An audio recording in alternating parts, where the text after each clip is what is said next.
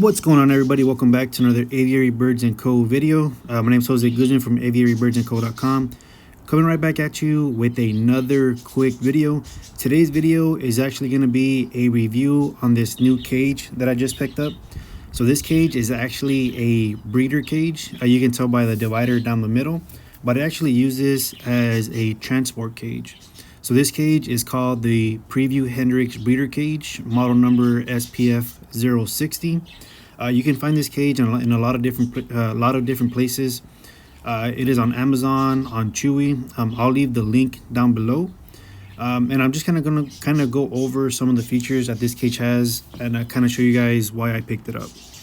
So as you guys can see, it has the divider, so you can split this into two different sections.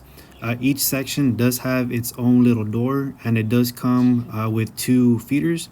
So these feeders, they are not the biggest. I wouldn't say that they're the best. As you can see, they're a little small. The entryway is not the biggest. So this is perfect for canaries, finches, things that have the regular beak. If you have a hook bill like a parakeet or a lovebird or something like that, I definitely wouldn't recommend these feeders. And if you have a bird that big, I wouldn't recommend this cage. This cage is a little small. Each side of the cage does have its own opening. The opening is pretty big. This is where you would put your breeder or your nest box. So you would hang the nest box on the sides on these. And like I said, that opening is on either side. It is pretty big, so if you do need to reach inside and grab a bird from the side, it is actually really big, bigger than the normal cages do. Now, it does come with two little perches. So it just comes with two perches, one perch for each side. They're really small, but they do hook in from the outside, so you slide it in, and once it's in, you twist it. They are very sturdy. This whole cage is very sturdy. It is actually pretty heavy, surprisingly heavy. It does have one handle from the top, and I feel that handle itself is enough to kind of carry this cage around.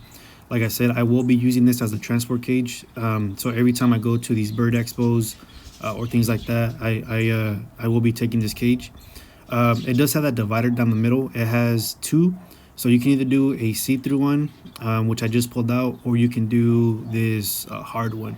So the see-through one is used, so let's say if you have a male canary and a female canary, you can put one on each side, and you can use that see-through one to kind of get them to know each other before you actually put them together. Or if you do want to split them into two separate cages, you use that the solid one. So it does have a railing on the bottom and a railing at the top. When you install it, it comes in about 3-4 pieces, and then those railings are one of the pieces that you install. It doesn't come with those blue feeders in the back. The reason I got those blue feeders is because I did pick up some parakeets. There were actually some English budgies. So I felt like those feeders were not enough. So I did pick up those blue feeders, and I did add extra perches. So those perches that you see that are colored, those also do not come with the cage. There are some recommendations that I do suggest you add if you're going to go with this type of cage. And just to kind of finalize a couple of things here, the cage itself from end to end is a little over 23 inches. And from front to back, the cage is right over 10 inches. So it is not the biggest cage. And then if you do use that divider section, each section is going to be approximately 11 inches. So 11 by 10 or so. So my overall thoughts are, if you are going to be using this cage as a permanent breeding setup, I definitely wouldn't recommend doing anything bigger than a finch. As you guys can see, it is fairly small. But if you're going to use this as a entire cage, so you're not going to use a divider or anything like that, I would recommend a pair of finches. Anything more than that, it's going to be a little tight.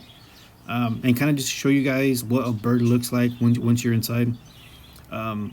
These are two budgies, English budgies that I just picked up. Like I said, two of them fit on each side, fairly comfortable. I wouldn't keep them there permanently, but For transport cages, like I said, I did take this just in case I picked up more birds or more different species.